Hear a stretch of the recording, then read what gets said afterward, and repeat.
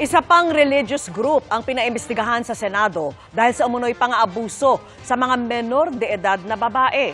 Yan po ang Kingdom of Jesus Christ ni Pastor Apollo Kibuloy. At nakatutok si Mav Gonzalez.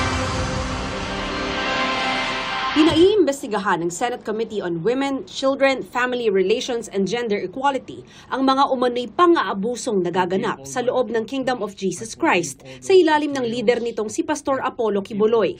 Kabilang dito ang umano'y large-scale human trafficking, rape, sexual abuse at child abuse. Sa impormasyong nakarating kay Senador Risa Hontiveros na naghain ng resolusyon, meron umanong grupo ng mga babae si Kibuloy na tinatawag na pastoral.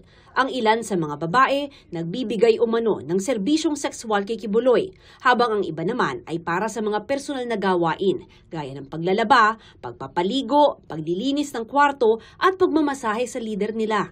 Ayon kay Hontiveros, menor de edad pa umano ang ilang babae ng ma-recruit. Bukod pa rito, sa pilitan umanong namamalimos at nagsosolicit ng pera ang mga miyembro ng Kingdom of Jesus Christ. At pag hindi nila naabot ang kota nila, pinaparusahan sila.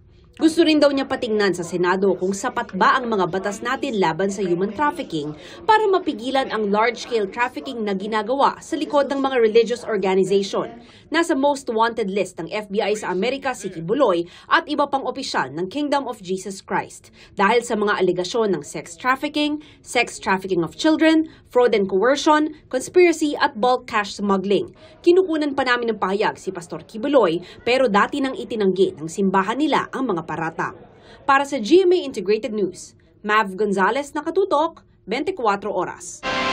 Mga kapuso, kasama nyo kami 24 oras. Mag-subscribe sa GMA Integrated News sa YouTube. Sa mga kapuso abroad, bisitahin ang GMA Pinoy TV at www.gmanews.tv.